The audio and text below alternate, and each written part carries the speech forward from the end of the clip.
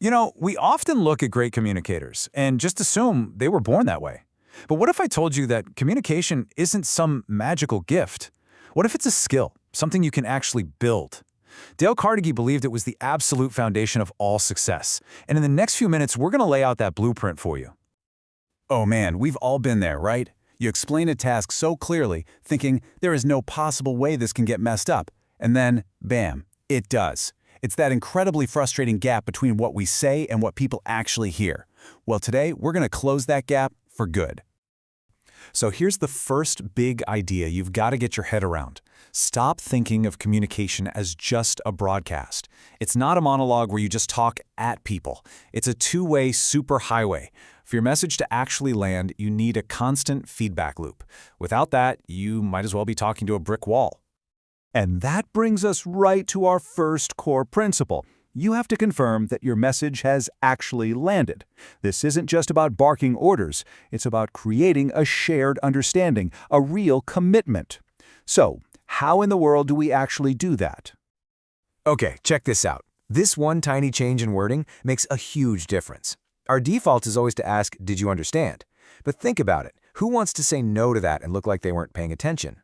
The answer is almost always going to be a polite, but maybe not totally honest yes.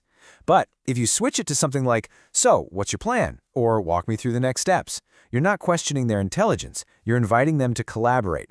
They have to actually put it in their own words, and that's the moment you'll instantly catch any disconnect. Let's break this down into a simple four-step loop you can use every time. Step 1, you explain it. Easy enough.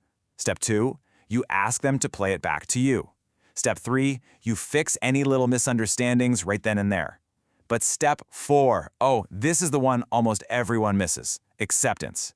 See, just because someone understands what to do doesn't mean they've actually bought into it. Asking something simple like, "Do you feel confident you can get this done?" checks for commitment, not just comprehension. And that, right there, is the difference between just delegating and creating true alignment. All right, so we've been talking a lot about the words you choose. But what if I told you they're actually the least important part of the whole deal? Our second principle is all about the powerful messages you send before you even open your mouth. Get ready, because this chart is probably going to blow your mind.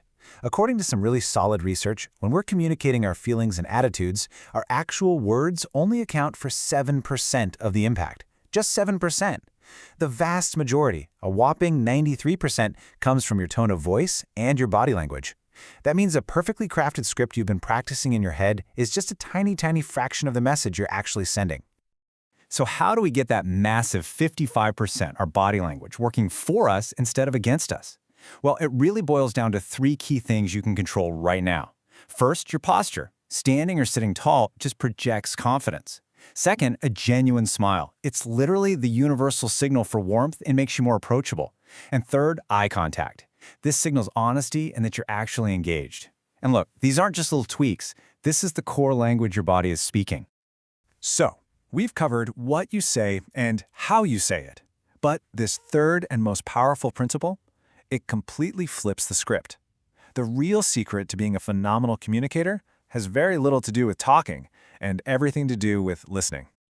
This quote from Dale Carnegie just nails it. Think about it. So many of us are desperately trying to be interesting, having the best stories, the wittiest replies, but Carnegie says that real influence comes from being interested.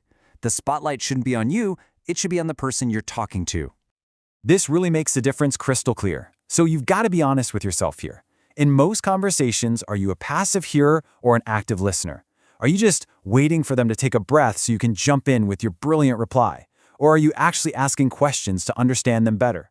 Are you looking for common ground? Are you listening for the emotion behind the words?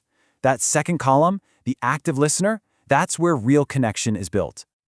All right, let's bring it all home with the key takeaways. Number 1, confirm, don't just assume. Swap out, "Do you get it?" for "So, what's the plan?" 2, your body speaks way louder than your words. Master your posture, your smile, and your eye contact because they're sending a message whether you like it or not. And 3, be interested, not interesting. Listening is your absolute superpower. So the question I'll leave you with is, which one of these are you going to start practicing today?